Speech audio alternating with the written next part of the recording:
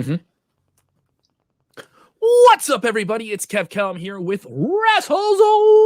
A lot to get into on a Thursday. NXT ratings are up, but AEW is still ahead. The latest questions, answers, rumors, and things that you need to know on the road to WrestleMania, and so much more. It's a Thursday, highly interactive, you call the shots edition of...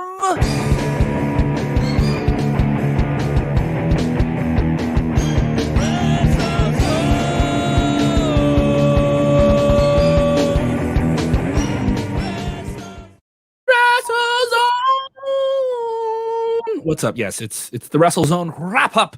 I am Kev Kellum. Joining me today, a faithful friend, a man who has known me far too long, a man who knew me when there was hair on my head. Oh, how the years have taken it away from me. You can catch him on AEW Pods, After Work Drinks podcast. He's wearing an AEW hat on the show today. If you're with us on the live stream, you see that. So his bias is already established. Pooch, how are you? How you doing, Pooch? I'm doing well. It's not biased. I like both shows. I like all the shows. I know. I'm just messing. You know what it is? It gets expensive to buy a bunch of individual wrestler stuff. So you just get the company thing, and then you're done. I got to. Yeah, but if you were walking around with a WWE hat, just a straight WWE logo hat, people would be like, "Oh, my smart friends don't approve." Meltzer gives that hat -5 stars. People know that watch you, Kev. Just enjoy wrestling. All of it. Yes, I am pro wrestling, as some people say, but that isn't appropriate because you need to yell Vince when we want you to say Vince, like you know him and you don't. So if you're with us for the first time, guys, go ahead and share the link. Get on screen. This is a highly interactive show. Like, we're already interactive every day, but the podcasts on Thursdays are extra like that. We're gonna do a big Q&A segment. We really just have you guys drive the questions. Try and give us questions about what's going on with WrestleMania coming up, what's going on with the network changing, WWE Network moving in just less than a month or so over to the Peacock Network in the United States. We have WrestleMania is just a month and a half away. We have big news from AEW last week. They're coming up on a pay-per-view a few weeks away with Revolution. A lot to get into, plenty to get into. Some unfortunate, sad stories today. NWA star Joseph Hudson, a.k.a. Josephus, and the question mark has unfortunately passed away. He was a big part of NWA Power, their web series ran by the NWA under Smashing Pumpkins singer-guitarist Billy Corgan. He issued a statement saying, "It's with heavy heart that I share that my friend and brother in wrestling, Joseph Hudson, has passed away suddenly from an as-yet undiagnosed medical issue. NWA fans know him as Josephus as well as question mark, where thanks to the great fans at the GPW studios in Atlanta, Joseph was able to receive the kind support in the ring that he always dreamt of. He's survived by a young son whom he loved dearly, and if anything would pain him about leaving this earth, it would be that not being able to be there for his boy. R.I.P. Joseph. Love you and Godspeed." Very, very sad case. Josephus had a really, really cool look, did a bunch of unique things, and was very much an NWA guy. Pooch. And NWA Power, I thought, really splashed on the scene. I thought they were one of those promotions that really got hammered by the pandemic because they were doing wrestling in this very throwback fans in a studio circumstance. I don't think the way they were doing a show is something that's probable now. And the NWA's tried to do stuff. They had a scandal with one of their main producers, David Lagana, some awful accusations against him, but they had bright spots. They have Nick Aldis as their champion. And he's, even though he isn't defending the belt that often, it's like that. But this is such an awful thing. And you feel for the family here and somebody that they were looking forward to doing some more things with. And a very, very fun character right out of the gate. Yeah, I mean, it's never good, to hear when stuff like this happens. And, like you said, of all the companies, NWA maybe, the least equipped to like push on through a pandemic. But, you don't want to hear about someone who had potential. And obviously, if they were going to come back to normal operations at some time, or, they've had their wrestlers appear on AEW and things like that. So, as you always say, enjoy wrestling, man. Like, I don't want to ever hear this about any wrestling company, and I don't wish ill will on NWA. Like, you hope that they're able to feature all their guys again. They had a lot going for them, so something like this is bad news. You know, you don't want to hear that about anybody on their roster that they work with. Yeah, people chiming in saying karate. Yes, he would come out and he was like a fun throwback character. He was like a character out of like a B movie from the 80s, and they did some really fun, creative things on NWA Power, and he was a big part of it. Other people saying R.I.P. Sensei. Yeah, it's very sad. I feel for them, and I hope it's okay. From what we understand, Corgan said further and follow-up statements and different things like that there was a medical issue of some kind. So we don't know more than that. So he had feuds with Tim Storm and David Arquette, which is pretty exciting. So God bless him, and hope the best to his family, especially during this time. Obviously, we get to, on Thursdays, I know this is odd transition, we get to other things going on in the WWE, and it is NXT. NXT's continuing war with AEW. You're fueling the fire of the Wednesday Night Wars. The ratings are in.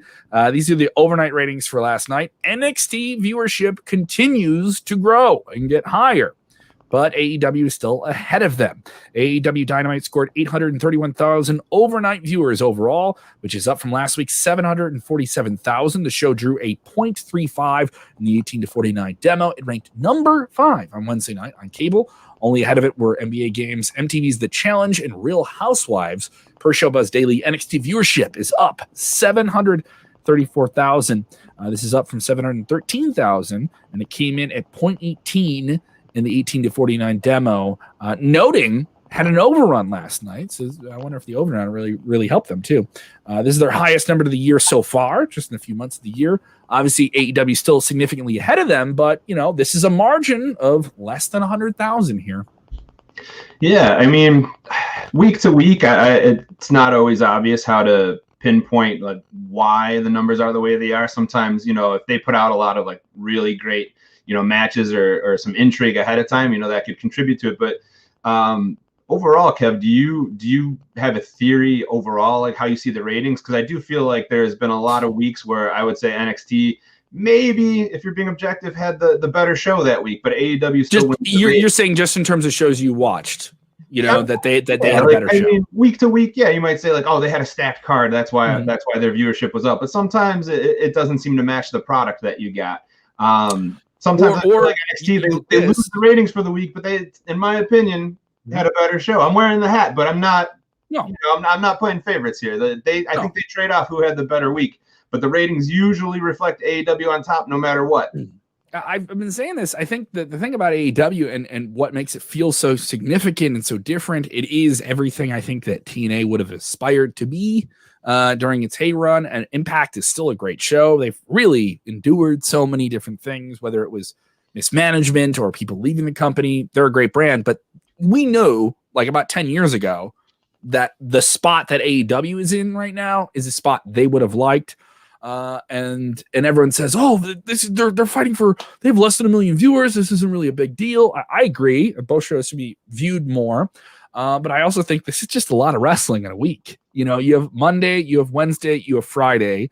AEW is doing web content a lot. They're doing full shows online now. The show they're bringing Paul Wight, the Big Show, in to do commentary on, it's going to be on Monday nights.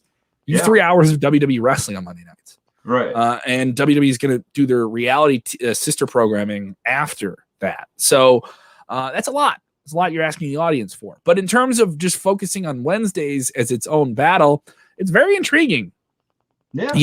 Everyone said, WWE now has this new $1 billion deal. Fans said this, right?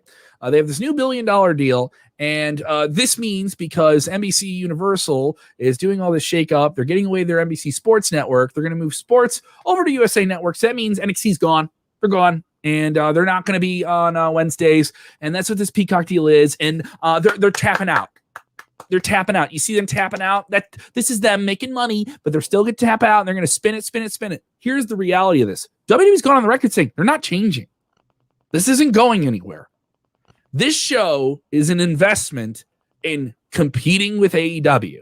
AEW didn't come out of the gate with a small amount of money and try something. They came out of the gate with a lot of money by an NFL owner with a major media partner and wanted to say, hey, we're not WWE. If you're frustrated with them, you're going to love us. And they were doing the pivot thing. But here's the thing. They're not as popular as they could be because NXT is right there, right on top of them, competing with them. Right. And if you think for a second that WWE is going to make the call to get NXT off Wednesday nights, you're dead wrong. People were saying that, 4 weeks ago, Pooch? You read that. Oh, it's done. They're done. Look at it now. They're within 100,000. Yeah. They're within 100,000. All right. And you still have Shaquille O'Neal coming out next week. Now, mind you, next week, everything could change because I really think next week is probably one of the most important weeks for AEW in their history on television, with the way that they've decided to say, we're going to take Shaquille O'Neal, this big celebrity, one of the biggest gets we've ever got. WWE's had him before. We just got Paul Wight over, and we're going to have Shaquille O'Neal not on pay-per-view in a match. No, we're going to do it on television. We're going to play for a ratings play and then try and use that to sell an exploding barbed wire death match on pay-per-view that weekend. Yeah. So here's the thing. AEW is not as popular as it is because NXT is still trying to chip away at them. Now, obviously, AEW changed the world by being the number one thing. But I think the thing about them is they feel different, they look different, they present stuff differently. But I'm not saying the bloom is off the rose, but they still can be competing. They have a great storyline at WWE with the Undisputed Era. Yeah. You can only create that over time. You can only that is that group. They're invested in that group over the years, and now that it's falling apart, that's a huge storyline. That's a great way to try to grab ratings if you keep intrigue with that. But as you were saying, like anyone who thinks that WWE is gonna throw the towel in on Wednesdays, I don't follow that narrative at all. Like both AEW and WWE have like a huge network behind their respective show. They have all this media power. I mean, it's kind of like, you talk about having like Apple versus Android, and like there's all this money behind it, and it's equal. It's not like Apple or Android, like one is gonna out money the other one. Like it's basically comes down to preference. What phone do you have, Kevin? What wrestling company do you watch, Kevin? Like I can be a fan of them both. I used to have an Android. I have an Apple now. Like I like them both. They both have things that they do better than the other one. Oh yeah. Let me get the hand sanitizer out here and sanitize myself from the BS of wrestling tribalism, because here's the thing. Are there people I like on one show more than the other, like individual wrestlers? Yes. But in terms of all wrestling, I love it. Dude, I work at WrestleZone. This is awesome. Like wrestling has found a way to pivot during a pandemic. We had outbreaks. We had all these different things, but they're doing testing. It's better. We've adapted. I'm rooting for wrestling. I'm pro wrestling. And if you somehow, as a longtime fan, think one show has to be destroyed to make another show better, that doesn't help. All right? Because at this point, here's the issue with AEW. If they were by themselves and they just did this number, would that look good? No. Right. It would look really bad. Would their number go up? Yeah. But would it go up astronomically? We don't know. We really don't know the answer to that question. AEW is at a really great point. I think they're primed for big things. But if you're going to write off NXT, you're really not looking far beyond the tips of your fingers. You know what I mean? Because that is a WWE show with a lot of investment in it. Yes, it is the show where they could go and pick people from it and put them on Raw and SmackDown. But as I've said, what is to stop WWE from just going, Roman Reigns, you want to go do an angle on NXT?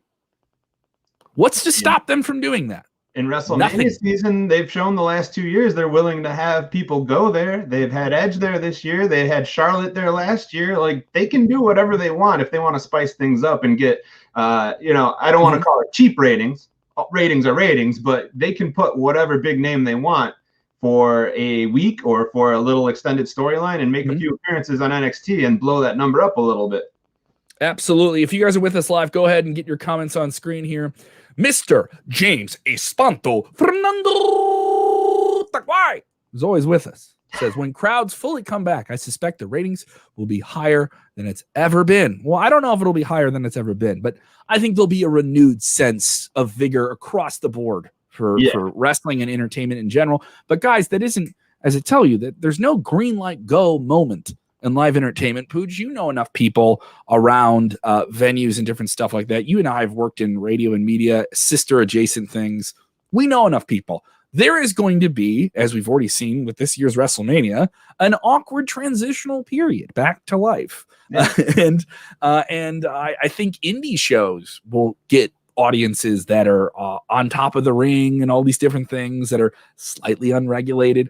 I don't think WWE, I don't even think AEW can play in that way. I think there's a lot more liability issues with them and both in insurance and different things like that. I think they want to play this as safely as they can. I hope fans can get back in there as soon as they can. It's going to be very interesting, like because outside WrestleMania always has that big feel, and even when you have the good seats, you're not quite like right on top of things because you're usually like on a football field or whatever. Oh, dude, yeah, but there's still the spectacle of being in that crowd though. Is an attraction in itself. Yeah, now, I've been to a couple WrestleManias in the cheap seats, dude. It's for sure. Like to see what WWE does, like when they do transition to hopefully having crowds again and maybe starting to tour again.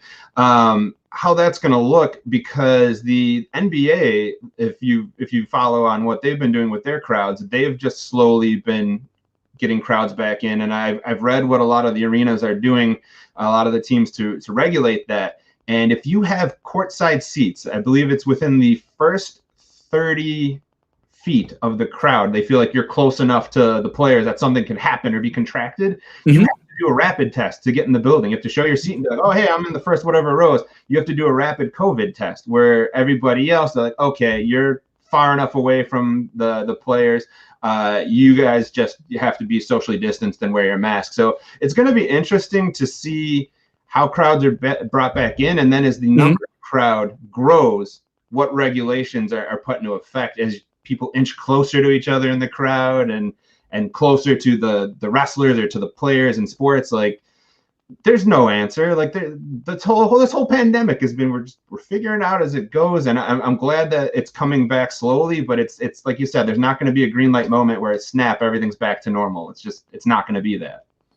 Well, we have an interesting comment here from The Miz. The Miz is the very decisive, splitting the crowd, very, very divisive. That is the word I was trying to find.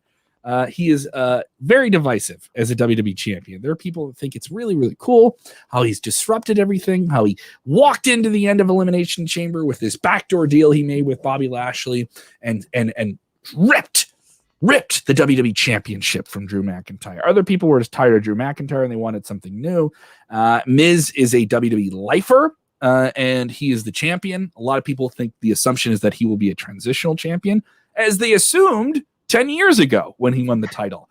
Yeah. I mean, as much as this guy works hard, I don't think you could ever say, and this is no rip to the Miz, I don't think he's ever going to be a wrestler's wrestler. All right. He is a casual fans wrestler. He is very much that type of guy. And guess what? That's still a wrestler. You know what I mean? And he has a great reputation within the business. As much as people think he has a bad reputation. I think he has a bad reputation with hardcore fans of a certain select audience, because they still have this air that he didn't earn whatever he's earned, and I really think he has. This guy played off that like reputation that you just spoke of with like a hardcore wrestling fan. They played on that so hard with his feud with Daniel Bryan, and I mean, like that's smart. For as much as people complain about WWE not booking things right and wanting to play fantasy booker, like, you can always harken back. Like the moment that I just like got out of my seat for the first time in a while was on Talking Smack when he laid into Daniel Bryan. That pulled at all the heartstrings of the fact that when he was smacking the Intercontinental title on the table left and right. If you're being honest, it's one of the best promos of the last 20 years. Oh yeah, easily. By far. And if you disagree, you're full of it. You're lying to yourself. Yeah. If you are being honest and giving Miz a fair shake, remembering from when the show started and he's in the crowd with a microphone with the fans. Yes. The Miz. Wait, what was that? The Miz. Little crazy reality TV gyrating. Yeah. The Miz. Yeah. From that annoying little, I don't know what I can say on this program, to what he become, to claw and scratch and be a hard worker and go, whether he was champion or not, and do all these appearances for Vince and just do whatever he could do to get in the good graces backstage, to be accepted by the locker room, to be a multiple-time champion, to win Money in the Bank now, even though it wasn't the match, but he stole the briefcase. He's still Money in the Bank twice, cashed it in successfully twice in 2 different decades. His character has evolved over the years, and he has always worked his ass off. And there is nobody, including one of mine and yours favorites, Daniel Bryan, who in real life would ever disagree with that. So it's fine if you hate Miz, the character, and you find him annoying. Can't hate the man. What he's doing. He's been the best chicken, I don't know if I can say it, heel in long time. Yeah. He executes his character to annoy you. Yes. Perfection. Here's the thing. People say he doesn't deserve it. That's the idea. Like he, as a man who's playing a role, he 100% deserves this.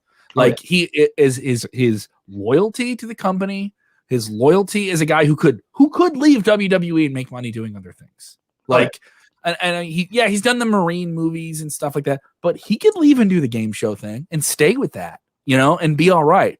He likes doing what likes is an underwhelming term. He loves what he's doing. He loves it. He likes doing all those other things, but you can tell he loves being a WWE superstar. Here's a comment from him. All right. Recent interview with him. You can go read the quote now at WrestleZone. He's speaking with Metro in the UK. And he talks about how his wife has really supported him through this time. And she's really forced him to kind of like up his game and evolve as an in-ring performer. And then he says that Vince McMahon, WWE Chairman, really supports him. If I'm really talking about I'd say my wife, who else? Vince McMahon. Vince McMahon has always been a big supporter of me. I think he enjoys my work ethic as well as my talents. I think he sees the ability that I have and is able to showcase me on Raw and SmackDown, pay-per-views, commercials, whatever WWE needs, following up what you were saying. I am the guy that can do it and do it at an elite level talent and be a main event caliber superstar who represents this company like it should be represented. Woo! Is that a shot at other people in the locker room? Is that Miz just kicking the stardust in your face while he's walking away in his fourth custom made suit of the week? Oh, come on now. Come on. Show me where the lie was in that statement.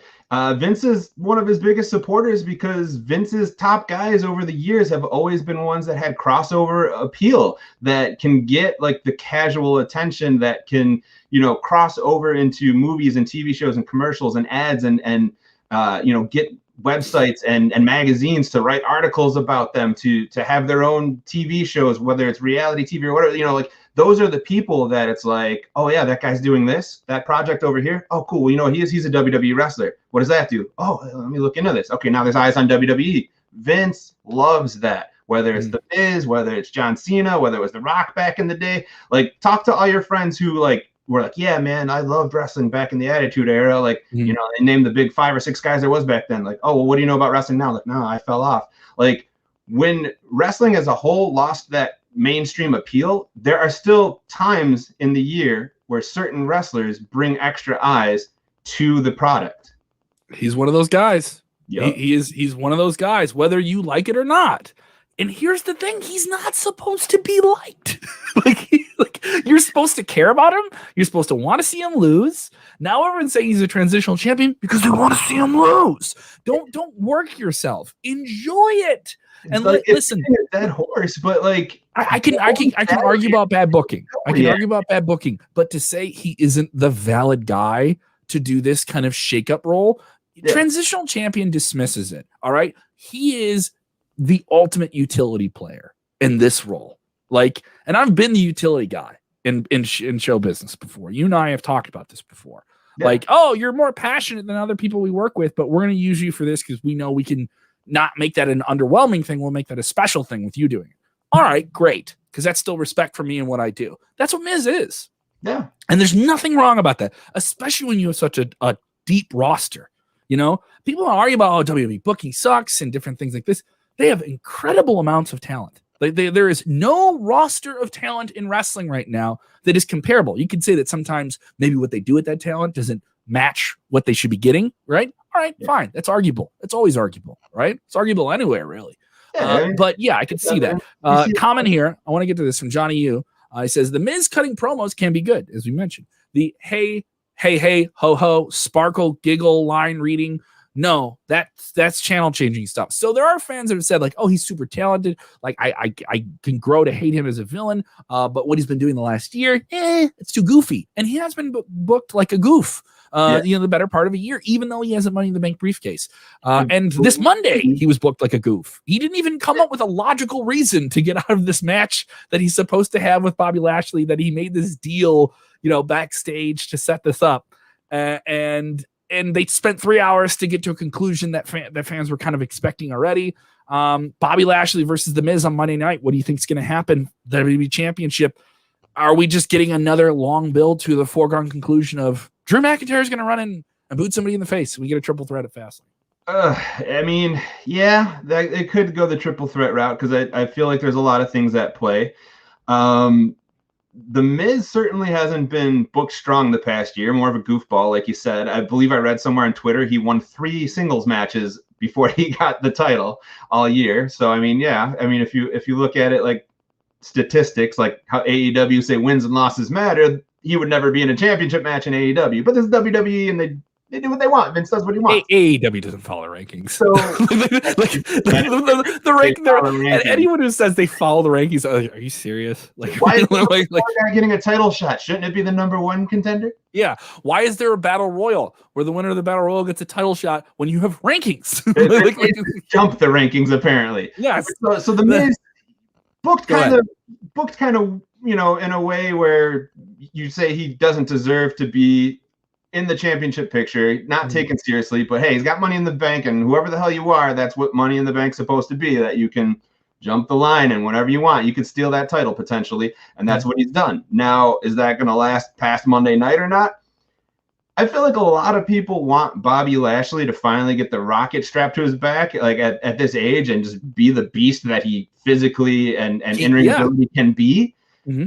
And maybe he deserves to achieve that goal in a one-on-one match, but I also do feel that no matter how bored some people say they are with Drew McIntyre as champion, that the company feels like he was a big, good company guy over the past year from Mania to Mania. And it's a shame that no part of his title win or run was in front of any sort of crowd. So they might want to get him some sort of an awesome moment in front of a somewhat partial crowd.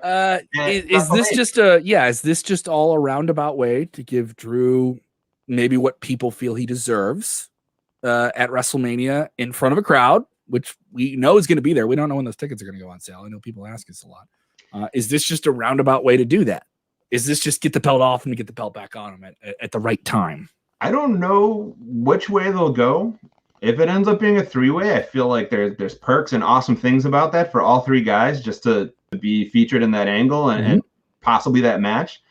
But honestly, and I think I heard you allude to this the other day, like too many fans are obsessed with needing to know where it's going and needing to know what's next. I don't want to know that. Some of the best fun I've had from childhood to adulthood in wrestling is when something just jumped out the screen and smacked me in the face, and I was like, holy crap, that just happened. Oh, you mean like Sunday? Yeah. You mean like Sunday when Miz cashed in the title? Exactly. I don't want to know what's going to happen. I don't want to predict the future. I don't necessarily want to have the spoilers. But then why are we doing the show? Why are we doing the show, right? So I want to suspend disbelief, Kevin. We talk about that all the time. The moments in wrestling where you can suspend disbelief and for a moment forget that the whole world of wrestling is a show. Stage. When you forget it's a show, I was watching. It's special. Like that's what I miss stuff like that. Like those I have this backdrop here behind me of like a crowd, right? The Thunder Zone. All right. So I was watching the Yokozuna documentary. I haven't finished it yet. That's on the WWE Network. It's really, really well done. If you haven't seen it, go see it. And I kept doing the 15-second backward thing when they were replaying some moments I've seen a couple hundred times, right? Right. But I wasn't watching what was happening in the ring. I was going back and I was watching the reactions of people. Yes. And and it makes you think like, oh, this is why they have the Thunder Zone. And the Thunder Zone was weird at first, but this is why it means something now. And there was these kids when Yokozuna goes up to do a bonsai drop on Hogan and take the title off him at King of the Ring, and they had the hokey finish, right? Didn't matter. Like to us, it's like, oh, this bullshit finish. We're gonna do a podcast about how much this thing 20 years ago sucked, right? No, it was two kids in the front row with red, yellow bandanas on, marking their effing minds out, reeling their heads back and covering their hands and saying, "What? How could you do that?" And to the Hulkster. What's awesome about this point that you're making is that in the first month, especially the first show of AEW on TNT with Dynamite, I paid attention not just to oh, hey, this band of wrestlers that we've all seen different countries and around the world on the indies, and it's awesome that they're in a big company now and have money behind them. I wasn't just interested in the product. I was very interested, coming from the background that you and I come from, in the production aspect.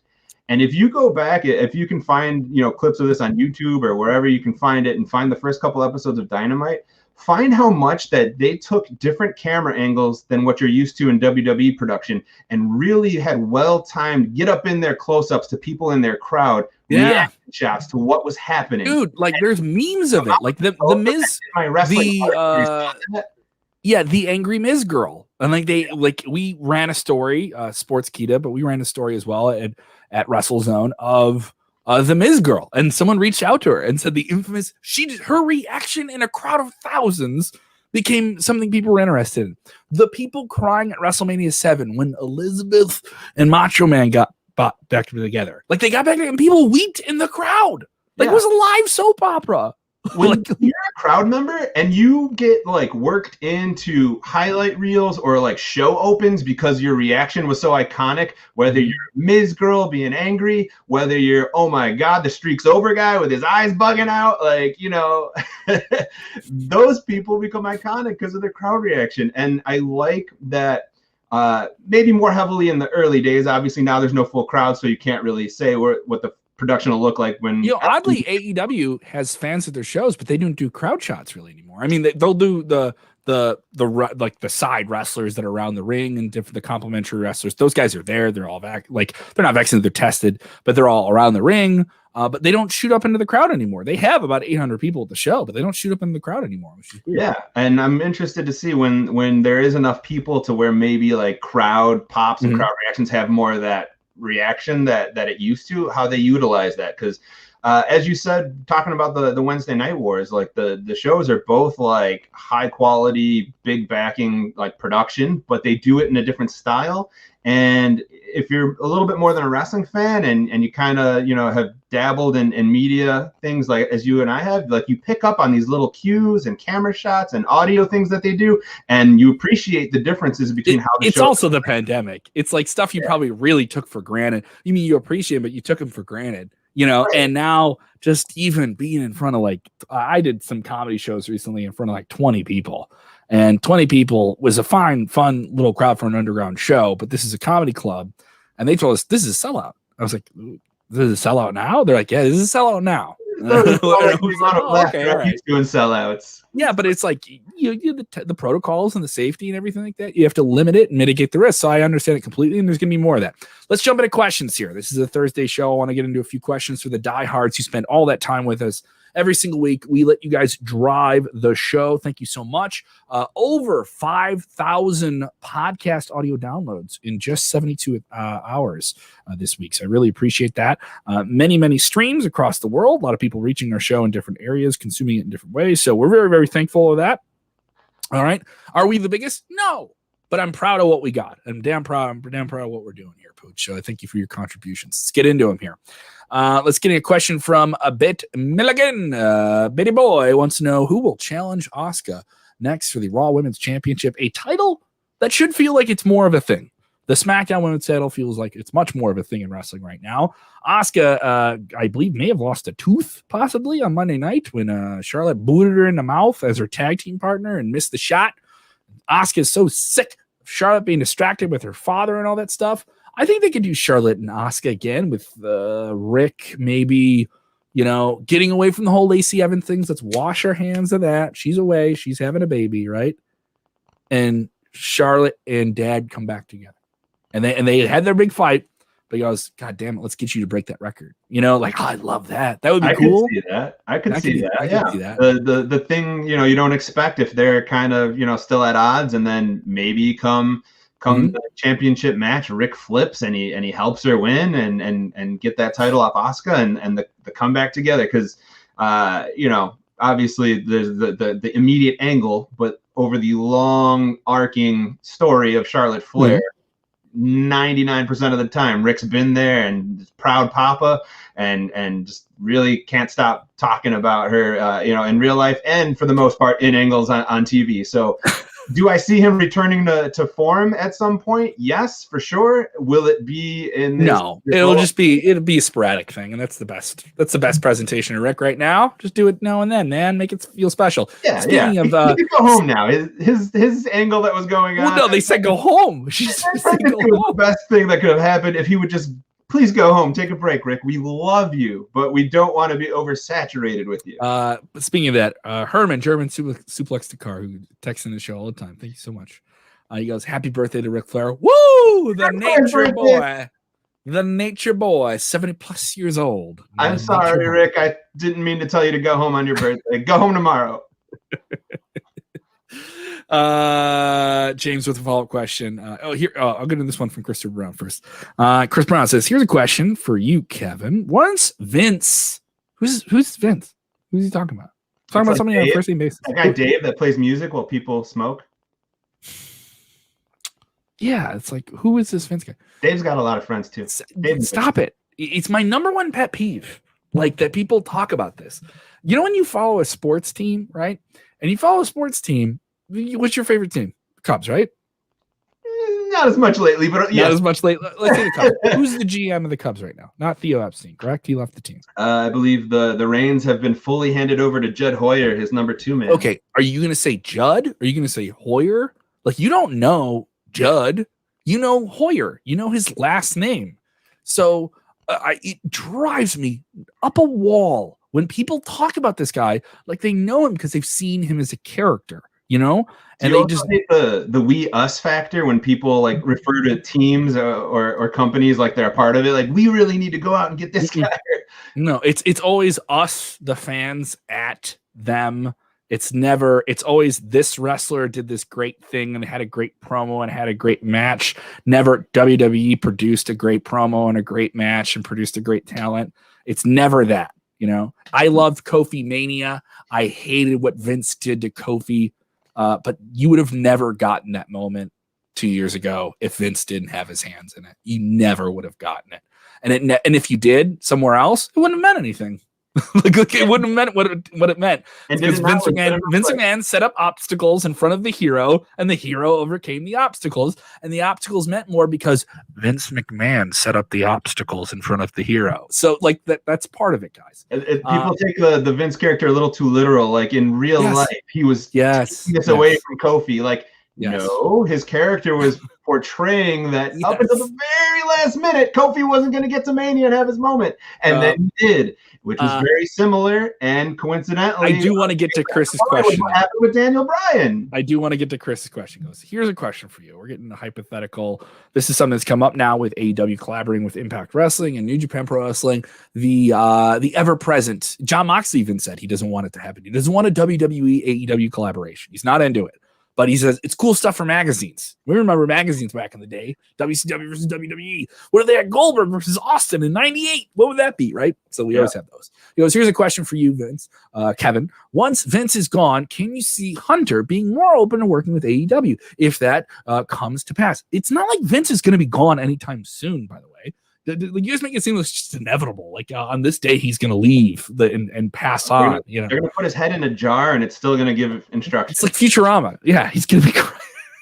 It's going to be like Futurama. move my jar towards gorilla position. So could you see Hunter?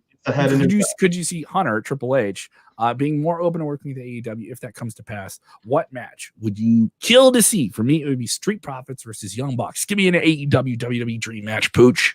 Give me a dream match. Ooh. Trying to think of like ones that didn't happen. Oh, I got one or two. I want to see. I think Daniel Bryan versus Kenny Omega would be wild. That's hard for me because I'm sure that happened, in like the Indies. Maybe. Yeah, but it would be a completely different circumstance. Just because it happened before doesn't mean it wouldn't mean more now. No. And Rollins versus Omega. That's a match where Rollins has said he wants. He wants that match. Yeah. And you want to talk about WWE guy. He is a WWE guy, and he wants that one. I would love to see that match. In terms of the tag teams, the Bucks versus Street Profits would be a great match. I think Street Profits are a really underrated tag team. Even though they had the belts for a long time this year, I think they're a really underrated tag team in terms of just like the top of the business right now. Like that would be a good match. I can't say that I'm like super, super high personally on the Street Profits, but like they're a good team. I would like to see them actually against Private Party. Like that's a athletic kind of crazy out there match. Maybe Montez Ford is more the crazy daredevil in that team, but he's going to be a huge star. Montez Ford is going to be a huge single star. I agree. He's got the personality. Put on a few more pounds of muscle. You're a little slender. Vince also, that frog splash. God damn. If he's going to be up there that high, change some light bulbs, buddy. Like, you know what I mean? Like, he is up there when he hits that move. I think that the one thing I go back to from childhood when we talk about dream matches, I always used to wish that like the 2 or 3 like big companies at the time would just like sign a licensing deal to put like a handful of each of their best guys in like a video game, even if it wasn't realistic, like an arcadey video game. Oh, okay. WCW versus WWE, like it would sell millions of copies, but no, that's never gonna happen. I've said if WWE and AEW ever do anything together, I actually do not think it would be a wrestling show. They would do something, and I think in the pandemic era, it could happen, or at least in that transitional period, and that would be some type of charity event.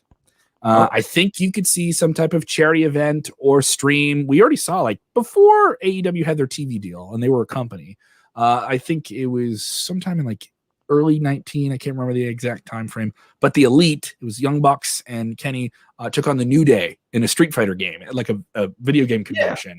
And the New Day, obviously Xavier Woods with his wonderful built up online presence and the branding that he has around doing video games online, that was a big deal. I think something like that could happen again. That's probably the closest maybe you're going to get. Yeah, like you might not get it on either's television program, but they play at it at social media. No, but like a charity event where they could do some really great things to somebody, I think that's really the most distinct possibility. Like, and if you want to talk about real things that could happen here. More questions, and I want to keep these going. Dan Long texting in, and you guys can keep your questions if you're with us live. Keep chiming these in here. I like this. Do you think the Big Show, Paul Wight, should wrestle in AEW or just stick to commentary? Well, in the press release that AEW sent out to us and other media outlets yesterday, they said that he is indeed contracted to wrestle. So we don't know how soon we will see him do that.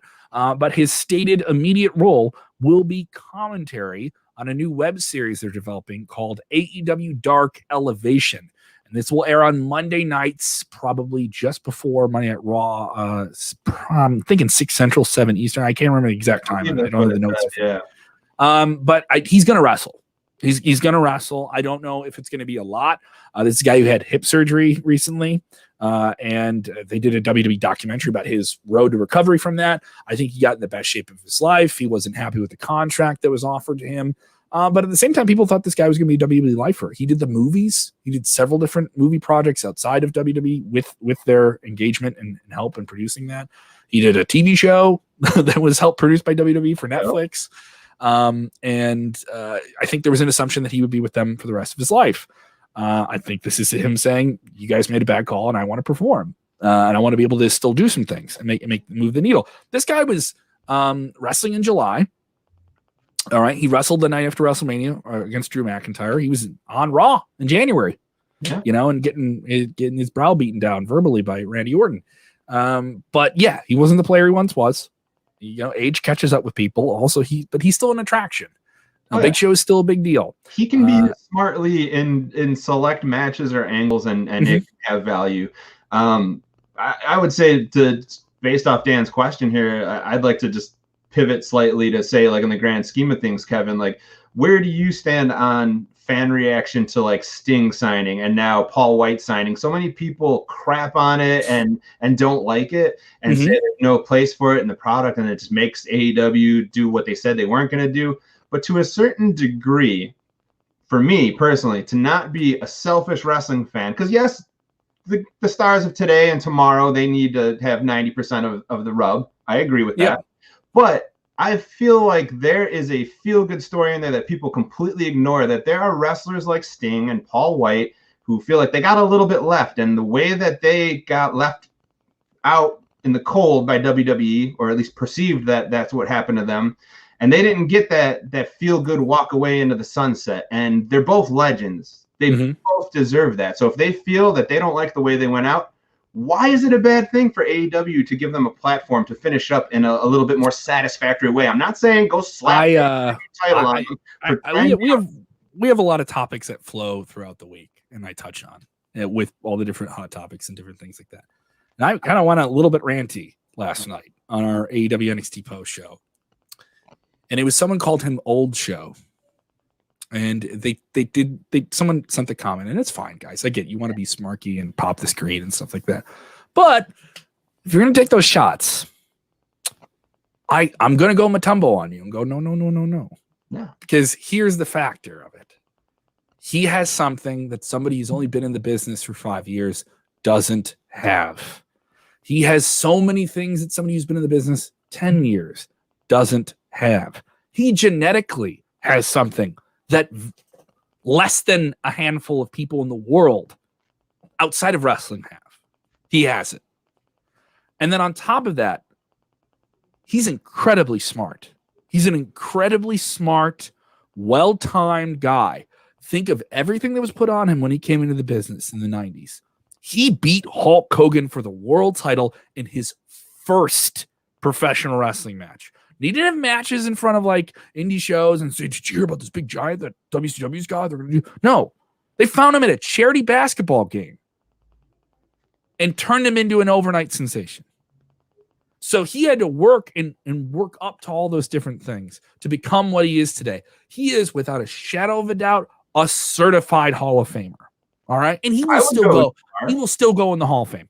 I would still go in the Hall of Fame. Agree with Ric Flair in his Hall of Fame speech when he made Big Show ball, because he said, "You are the greatest big man this business has ever had."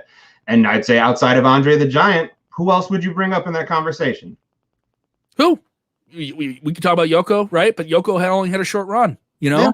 Yeah. And obviously with Big Show, they've turned him heel like 20, like I heard the number was like over 25 times, right? They've turned him heel and babyface and all those different things. I get it. Jovial big guy in the but also just think, like we talked about this with The Miz. Think of the man who can pull that off. Yeah. He pulled that off. He did things to his body at a man his size he shouldn't have to do, but he did it because you needed to do it to pull off the WCW, Kevin. A man that tall, that huge, drop kicks in WCW. Drop kicks. Never forget that. All right. Andre the Giant wasn't doing drop kicks. He had his nose broken for an angle. like, you know what I mean? He had a championship boxer break his effing nose just to get some, and also he was red hot. Like he wanted to wreck somebody for that. And they had he had probably one of the best celebrity matches of all time in professional wrestling, where you bring somebody in from the outside and pull off the spectacle. All right. So to say that he doesn't have anything left in the tank and you get to call the shot for him, no, because guess what? There's no 22-year-old Big Show. There isn't. Quit being ageist. Quit saying that there's this time. I heard people say this. The Royal Rumble only had people, no one under the age of this age was around this. Stop it. I don't want to be a generational guy, but Pooch, you and I know this. We're meeting people, and you and I have done some different things with colleges and stuff like this. And I've had to speak in front of like media college classes in the last years. And I feel like maybe this is a generational gap. There shouldn't be a generational gap between me in my 30s and someone who's 21 who thinks the world is supposed to be given to them on a platter. All right. Just because you get a bunch of retweets online and you have 50,000 followers. Guess what? You're not drawing 50 flies, okay? There's no indie shows right now. Who's running wrestling? Whoever's on TV, all right? Who's ever actually producing shows in limited ways with a production staff that can stream to the world? Knock it off. Quit saying there's a cap on someone's career, yet you still love legends. Right. Quit trying to rewrite history. Like, it's there, all right? Oh, well, they didn't like my fave, so this is the Oldberg, and this should be the guy. Listen, I get it. You can still love your guys. They aren't any less lovable for you. No one told you you couldn't love this other person. But he was a big deal, and he delivered on it, and now he did some cool things, and he's going to do some cool things with a new company. Don't give him don't cap somebody off like that. Can't wait to see what he does in that locker room, and just from a mentor point of view for the Big whole time. locker room, but specifically the big men. I think he will be of great value, teaching them like what he's learned over the year to utilize, their physical prowess in a way that's not boring, because there's been a lot of clunky, I'm not super athletic guys that WWE has been like, hey, the spectacle of looking at them, but they can't perform. Yeah. Oh, no, you're absolutely right. Yeah, that makes complete sense. Over that, so they don't fall into that niche of like, hey, I look big, but I can't do anything. He's going to help them. I want to get this one here from the Wazzy. Hopefully you're still with us, Waz. He goes, what is Rey Fenix going to do on Revolution? Can't leave him out. I got to agree, and this is the problem sometimes when you have a great roster. AEW is a fantastic roster right now. And also their pay-per-views are quarterly. It's not like they have a different format than WWE is, where NXT and Raw and SmackDown, they have a show almost every month. You get built to a different show, and the sense of the roster finding the spots, right, is a little bit more clear. With AEW, it's quarterly. So, and you're talking about 8 matches on a pay-per-view once every 3 or 4 months. So some people are going to get left out, right? And even people that are on Dynamite are going to get left out. Yeah. There's no denying Rey Fenix is a stud talent. Oh, no. But I mean, like, he didn't win the spot this past week in the ladder match. Winner of the ladder match, multi-man ladder match, similar to the Money in the Bank. Going to get a shot at a title down the line, right? Mm-hmm. And didn't get it. But he's been, like, doing these main event matches on Dynamite for the past few months. He had one against Kenny Omega. He had a title match. He didn't win. He had these singles matches. He has these tag matches. He's been used a lot in that main event 840, 835 role to really hammer down the nail of what happened this week on Dynamite. But he isn't the top guy. He's always like right there, He's a Ricky the Dragon Steamboat type where, yeah, maybe they'll put the TNT title on him and they'll do something cool with him. But I'm very surprised that AEW isn't really saying, let's go full force with Rey Fenix in some different ways, because he's producing great moments and great matches. And fans, especially in AEW fans, love that. I definitely think he's someone that's not getting exactly what he deserves, but it's more circumstantial. And this is the bias that people have, or the double standards. They don't hold it against AEW.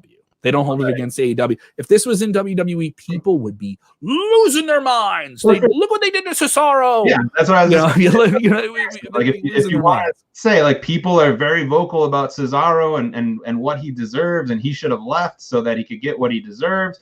And like, it's the same thing. Like, it sucks. You want to see them put titles and getting main event pictures with your favorite guys, or just guys that you recognize as a fan are great workers. But just through circumstances and large rosters and timing and just luck of the draw, sometimes people just end up being really great workers. They get put in a good featured segment of the show. They get a lot of eyes on them, but they may never get over the hump into title pictures. And Rey Fenix has plenty of time for that to happen. I'd say more so than Cesaro. Not that I'm saying Cesaro's going anywhere anytime soon, but it's awesome for them to be on the platform. It's awesome for them to have great matches. It's awesome to be recognized as a great worker. And sometimes it breaks right and sometimes it doesn't. Like, if Daniel Bryan never had his whole like, I'm going to change WrestleMania like moment. And he just continued being a freaking fantastic worker that had amazing matches. You would still love him, but you wouldn't.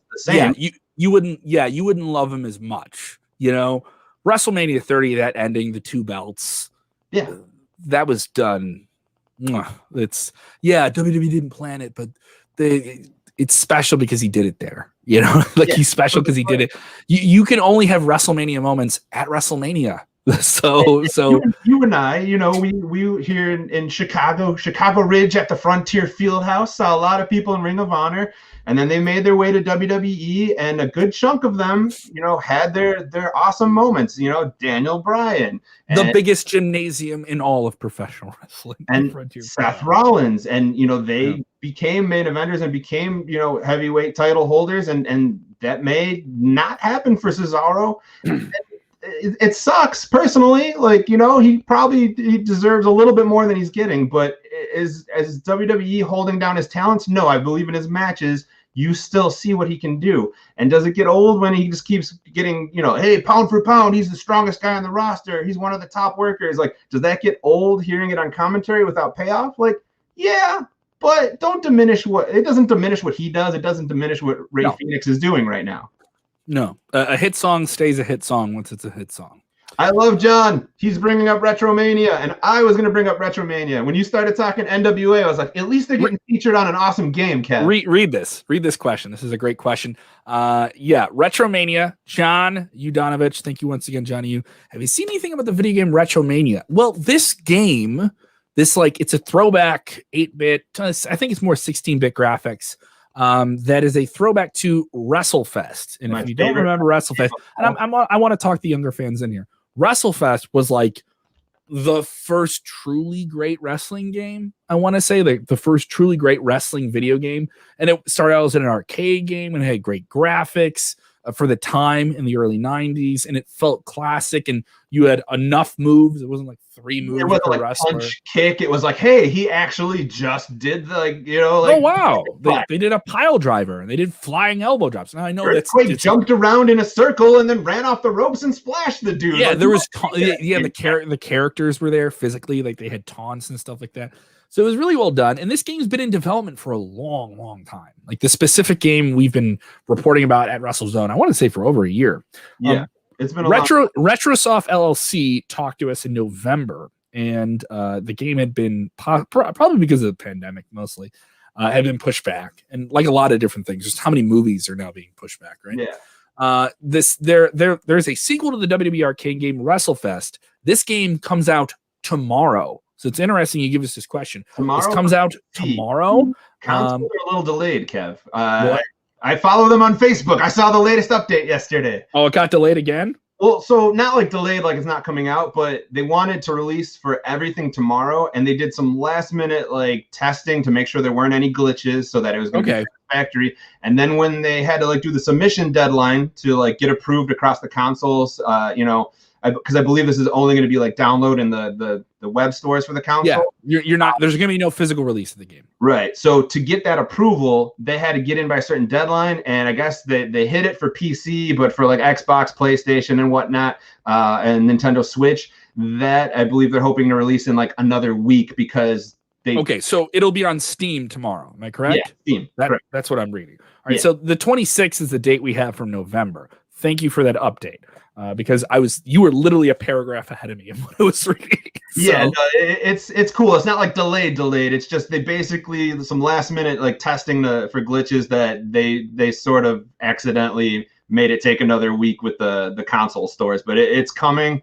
So if you're PC, happy day tomorrow. Everybody else probably in another week. But really cool roster, not big stars, but people that might be near and dear to your heart from, smaller companies and indies. WA. Legion of Doom is going to be in the game, so that's awesome. They're probably the biggest name in all the history of wrestling that's on this game. Yeah, Tommy Dreamer, Colt Cabana, The Blue Meanie, Stevie Richards, Matt Cardona, aka Zack Ryder, Brian Myers, aka Kurt Hawkins, Johnny Retro. maybe it's John Morrison. They've talked about that. Nikita Koloff, Warhorse, Austin Idol. That's a name. Chris Bay of Impact Wrestling fame, Jeff Cobb will give you a tour of the islands, and a man who will stretch your joints, Zack Sabre Jr. will be in the game. 50 different match variations that can be made with extensive customization features. Multiple entrance animations come with each superstar, and it will support 2 to 8 player online modes. That's pretty cool. And the thing that I recall reading that I think is even cooler, and it's going to be based on reception. So please, everybody, go out and buy this game if you want stuff like this to be successful and get even cooler. If there is a warm reception and it sells, they have confirmed that they are ready, willing, and able to release downloadable content, which you've seen for years now in WWE. Oh, so you've been a big supporter of this for a while, huh? Oh, yeah, dude. Yeah. WrestleFest was my favorite game. This is the spiritual successor with modern-day wrestlers and Legion of Doom and Tommy. But other than that, modern-day wrestlers. Mm-hmm. Yeah, I want this to succeed because I think it would be really, really cool if some other names that are like in the realm of the existing roster can get added on later and be like, hey, you know what? Here's extra $5. Here's another 5 wrestlers. That would be cool. So support this kind of like, I don't know if indie gaming is the right word, but obviously it's not like Bethesda or some like massive game, production company. Like, support RetroSoft, support Retromania if you're a wrestling fan who games, and I would like to see this thing get continual updates and watch that roster grow because it looks like an indie game too. Like, this is a game that's developed by a team of people. This isn't a game like they developed this for a possible upsell. Maybe somebody else distributes this thing too. But this is good for them. Good. Like, this has been worked in a long time. Also, they've been wonderful to us at WrestleZone. I'm sorry that you were ahead of me there in a paragraph about letting us know what was going on with the game when we asked and different stuff like that. So they're fantastic. Good on them. Excited for the release. I haven't bought a game on Steam yet, but I've been telling myself this will be the first game I think I buy on Steam that I get here, and hopefully the laptop, the Dell, can hold it down here. I wanted to get into some things here. We're talking about the Big Show a little bit earlier. We'll end with a question here. And they said, Big Kev, who you like to see Paul Wight face besides Shaq? Everyone thinks the Shaq match is going to happen. Shaquille O'Neal, along with Jake Cargill, will take on Cody and Red Velvet next week on Dynamite. And Paul Wight is promised to be on the show as well. So do we get the two big guys facing off?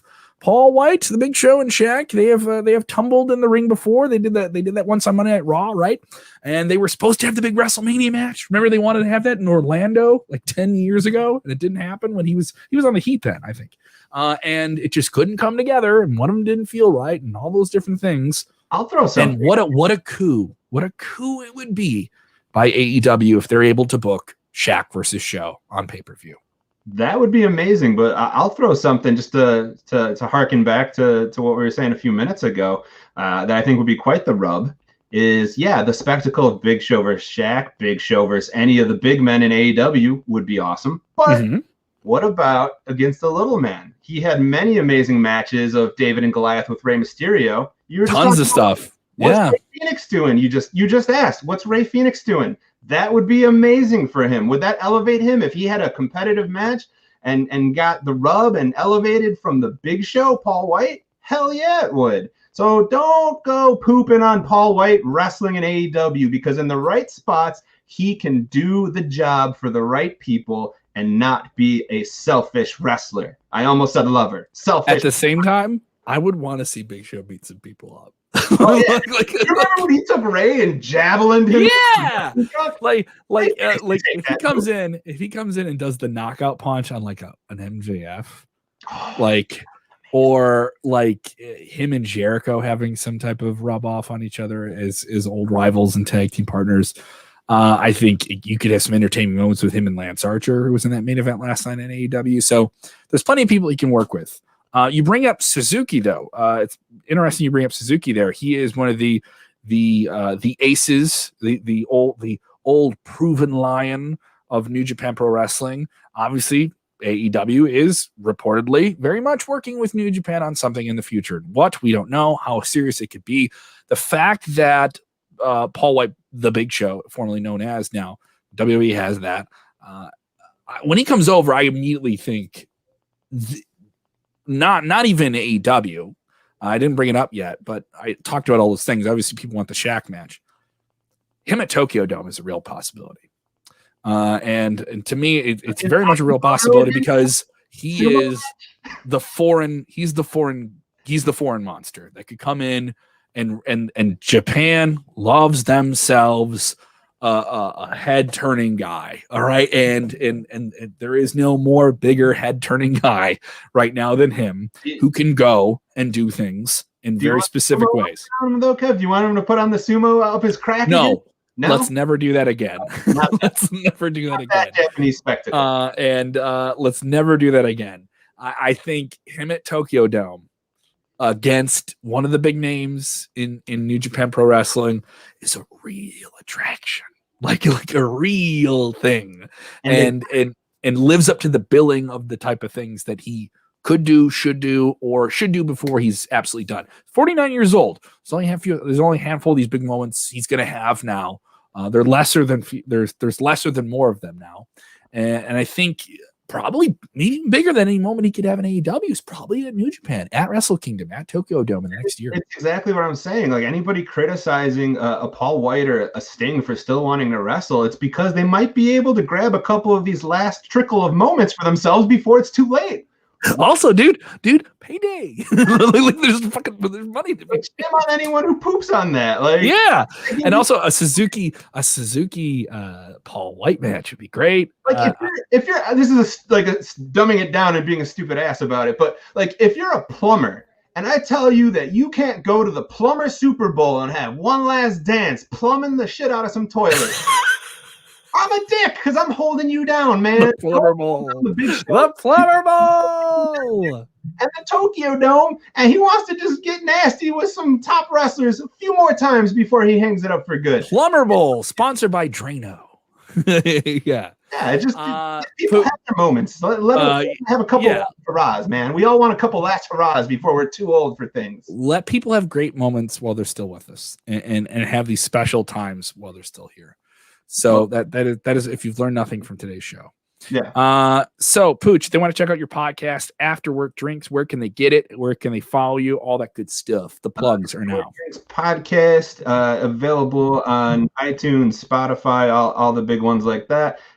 Twitter at AWD Podcast. And I've been on a little bit of hiatus, but about to ramp up stuff in the near future as you know, like the world's opening back up a little bit again, Kev. So slowly but surely, I'll be able to visit some breweries more comfortably and interview some people again real soon. Weirdly, breweries. You talking to you about the drink world. You worked a bit in breweries and stuff. Breweries can open up before bars can because they simply have that space, right? They have that wide open space and they can spread people out, right? Yeah, I mean, depending on the facility, there are certainly a lot that are wide open and don't have the layout of the dive bar with everybody fighting up against the bar trying to get a drink. I miss the days of going to an open mic and drinking more than a few PBRs with rhymes, and you ask me why am I drinking that swill? No, the high life. Don't pretend the high life's not what you do. Oh, the champagne of beers for the champagne of men. Yeah. I'm holding up right now the Road to WrestleMania Trivia and Activity theme book. You guys can win one of these. Continue to share the show. We gave one away this week to Harold in Erie, Pennsylvania. Okay, we're going to select another winner before the end of the week. Do you want to do a trivia question before we end today's show? Sure. What do you got? Okay. We're going to go to WrestleMania 2, the Hulkster with the big pose there. Okay. See, it smells really good too when you get a book too. It smells good. Every show of shows was hosted live on a Sunday except WrestleMania 2.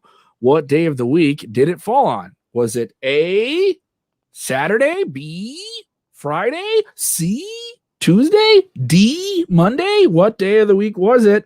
I'm going to have to go to the answer key in the back. Shall I take my stab? Take your stab while I go to the answer key in the back. I want to say, was it Friday? Friday. It was a Monday. It was a Monday night. Weird. They did it on a Monday night. Yes, of course. Hulk Hogan right there on the cover. You can win one of these. It's pretty cool. And there's cool activities in it too. There isn't just trivia questions. There's you can do you can do ad libs. This is a WrestleMania I was at.